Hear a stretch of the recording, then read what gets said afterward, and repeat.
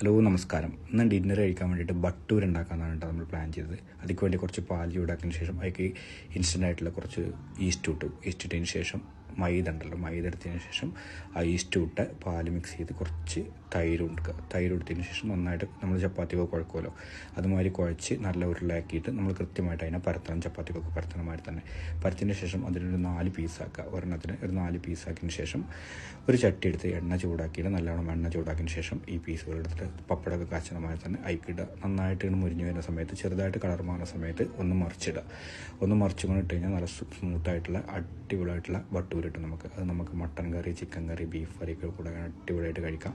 എന്താണെങ്കിലും ഞങ്ങൾ ഇന്ന് ഉണ്ടാക്കിയത് മുട്ടക്കറിയാണ്.